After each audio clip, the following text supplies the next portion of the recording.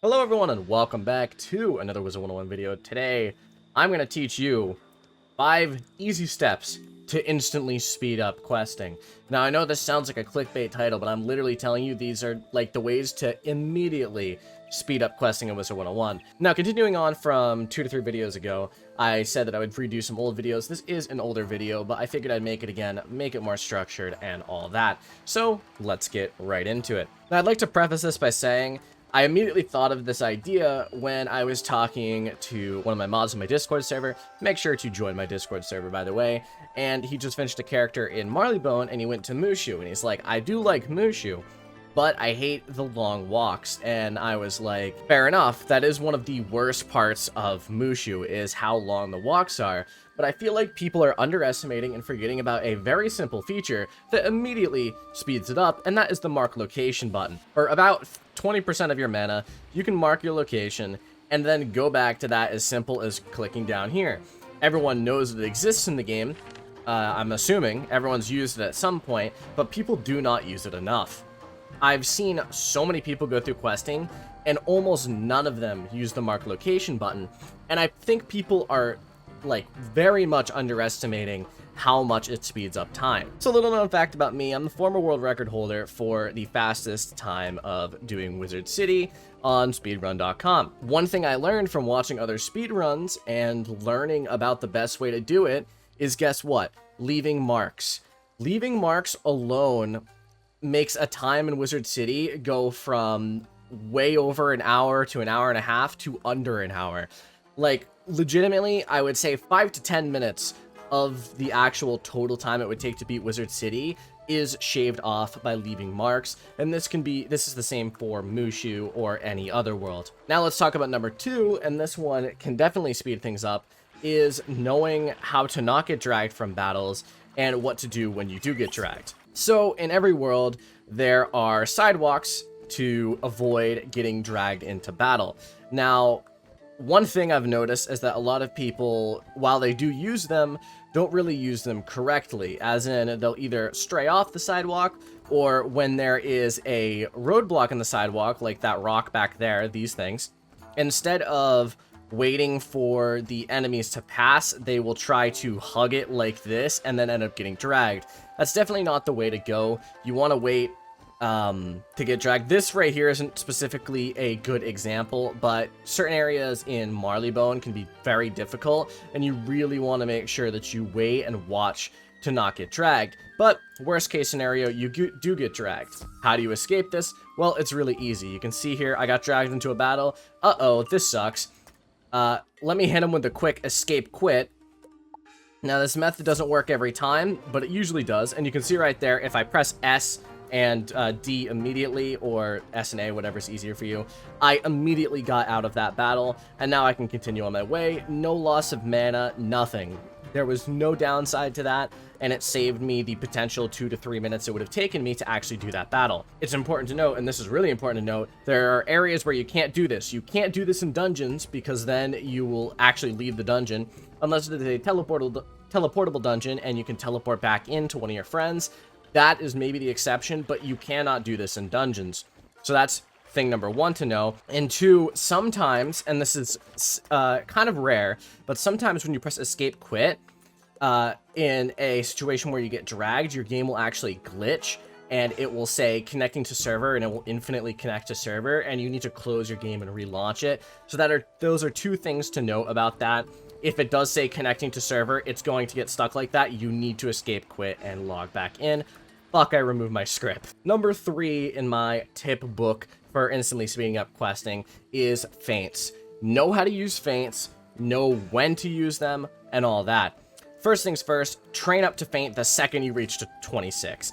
It'll immediately help with any boss fight, and you want to put it on the boss immediately, every single fight. Then at level 50, you can actually unlock an amulet called the Jewel of the Feint that will allow you to stack feints. You can put normal feint and the feint from the Jewel of the Feint on the boss at the same time. It will take both of them and will deal massive damage.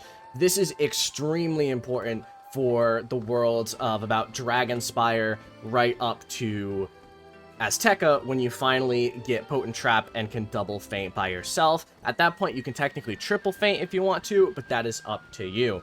So know how to do that. Next on our list, and this is especially good for early game, is knowing how to use monstrous and monstrous treasure cards. Now, I've said this in the past to use monstrous treasure cards because they help you immensely. You put them in your treasure card deck, go right here, astral, monstrous, you fill up your deck, and you can enchant a card every single match. It will help immensely with the early game worlds from Wizard City to Dragonspire, so keep that in mind. And the easiest way to get it is to go to the castle tours here, and you find specifically the Arcanum apartment. I don't actually know if it'll be in top rated. I'm not sure. Oh, it is. There's one right here. You go to the Arcanum apartment, visit it, and then you walk outside here, and it will take you right back to the Arcanum. Then you go right up to the librarian over here and buy monstrous. They're really cheap. It's 250 gold per monstrous.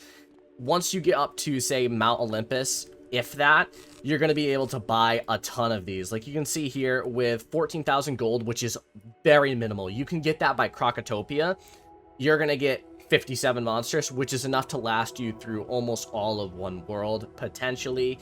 Maybe it's more towards 80 for all of one world, but either way, you're going to get a lot here. Really easy way to speed up questing. It adds 175 damage. Now, I have seen people say, Noah, there's a level 50 requirement. No, that is only for PvP. For PvE, you can still use them just fine. Trust me, I've tried it. I've done it a million times. It's not like I haven't tried it before and I'm crazy. I literally use monstrous TC on the daily on my lower levels. So use monstrous at a low level. Finally, and this fifth point is huge, is know how to set up a deck. I have specific guides on it that I will either leave in the description, or if I forget, you can just look up Kaiser Noah deck guide. There are ways to set up a deck, and if you don't set up a deck properly, you're going to have a lot of trouble. For example, and this is something that a lot of people do, and it's their first instinct to do. It was mine as a kid. Trust me, I'm not roasting you. This is what everyone's first instinct is they go, okay, I just got this new spell, Vampire, right? Okay, fully load my deck. I have Ship of Fools, let's do that. Maybe I need some sacrifices, right? And then you're like, oh, King Artorias, that'll be useful for the future. Maybe some animates to summon some minions. Dark Pack for some blade, right? You get the point. They fill up their deck. That is not how you want to do it. Unless it is a huge boss fight, like say Malastare and Darkmoor. Having more than 3 rows in a deck right here, 3 rows of spells, is bad, just objectively. And if you do have that, you need to fix that. I'd recommend for later levels to actually have 2 decks, to have a boss deck and have an attack deck. What you need out of an attack deck, and this is the most important thing to remember, is you want to be able to draw an attack first round. You want to be able to draw your 4-pip AoE. What this means is there are 7 cards you draw at the beginning of the round. What this means is you cannot have in your deck 7 cards like this. For example, you see 1, 2, 3, 4, 5, 6, 7. What that means is this deck is not a proper deck setup because there is a chance I don't draw Ship of Fools first round, and in that case, you're going to have some issues because it's just rather, it can be rather annoying if you don't draw a card. So what you're going to want to do is remove something like, say, remove one of the Death Blades because you're probably not going to need it anyway. And this means there's a 100% chance I get both an enchant and a Ship of Fools.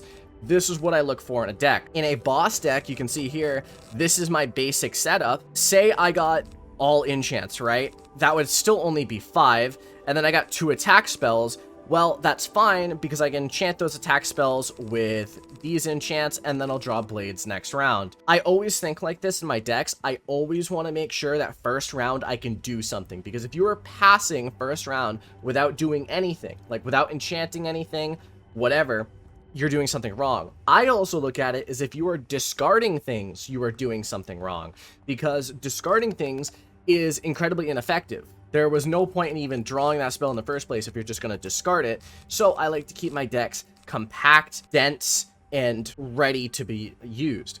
So for example, this is my death support deck for detritus runs, and for just general support. You can see here, I have 2 sharpened blades, 1 potent trap, 2 feints, and 2 elemental blades.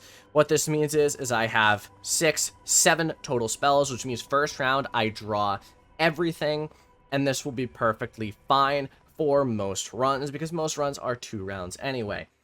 So that's going to be it for today. hopefully you found something useful in this video. I think I definitely, said quite a lot that you might find useful. Let me know. Is any of this new to you? Do you find any of this to be extremely useful information? I think all of these are extremely important to know. So that's it for today. Please make sure to like and subscribe if you did like the video. If you want, you can support me financially on Patreon, and make sure to join my Discord server. Opti, I got you. All right, I'm not going to keep forgetting. Join my Discord server. We have 180 members, and we're pretty active right now. So that's it for today. Thank you all for watching. I'll see you in the next one. Adios.